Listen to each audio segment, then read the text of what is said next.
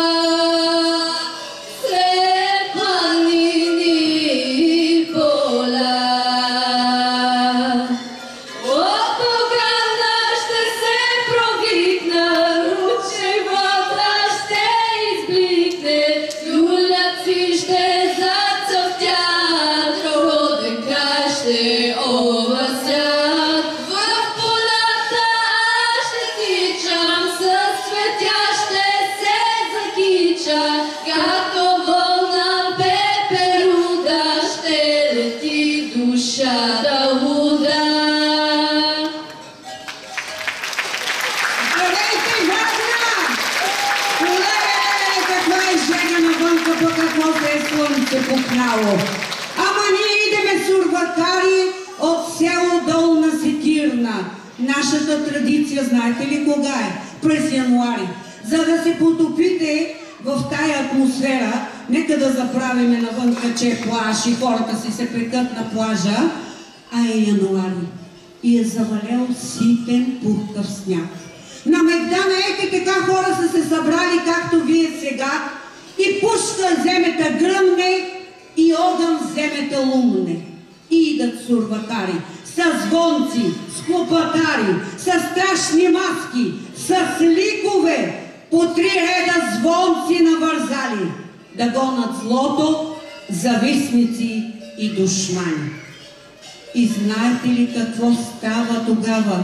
Във всеки дом влиза сурватарската булка. Водия е тоя славен малък войвода, Ами добре сме дошъл, стопанино.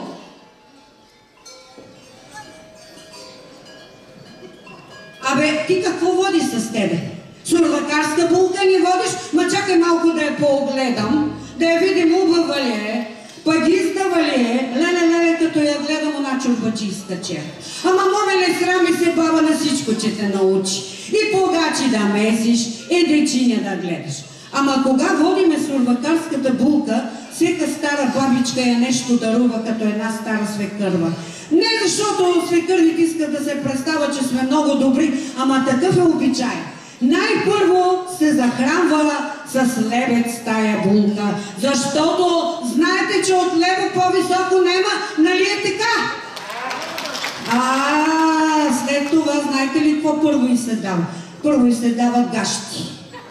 Ама знаете ли оти, па не е прилично да се оди без гащи. А па може да и се повейне литичето, па да и се не види до пето. А след това и даваме чорапци. С боси краци не може да се оди. У наше село па не е прилично с боси краци.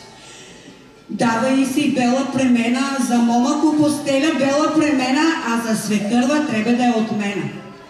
И най-накрая и се дава опрегачка. Некой знае ли от вас, що е това опрегачка? Това е престилка. Та, кога се нещо зашета, да има къде да се обърше ръцете, а и децата се оплашат, па да има нека да си ги скрие. И най-накрая и се дава пешкир. Кога се стар дедо и свекър ръце замие, па да му го подаде да се ги отмие.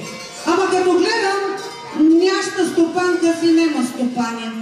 Ама да ви кажем, не че си нема. Она си го е забравило наше село, не че всяка да му изневерява. Просто всяка малко така е изварна да пошава. И я да видиме тука, дали че се намери някой стопанин, така да ни ареще тая гиздава бабичка. Гледайте най-нови олитак се облекла, па как се издокра. Има ли смелчак тука да се престраши, па така да ни бъде стопанин? Я го гледаме тука този човечец, къде е седнал.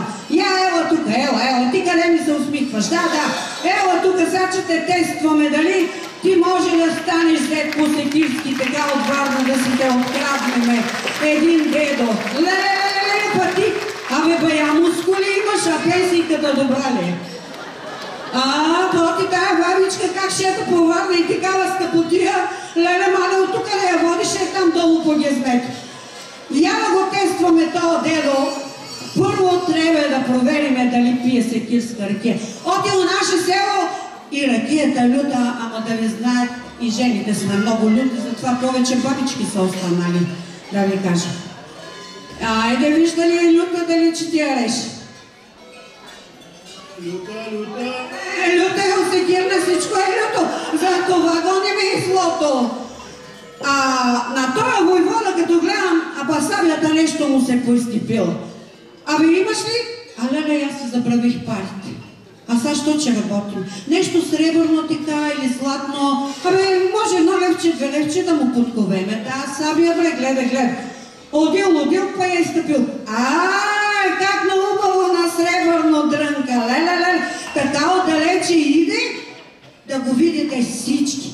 Нашия празник е на 13 срещу 14 януари, нарича се Сурова, когато по нашия край Гралския се провежда тази традиция. И всеки един дом се обикаля от нашите звънчари за здраве, щастие, късмет. Айде сега, войводи, да видиме какво сурвакарско хоро ще изиграете. За тази хубава публика да сте живи и здрави, да ви се раждат деца и да ви е на късмет и цялата Божия благословия да си изсипе във Варна и цялата наша родина.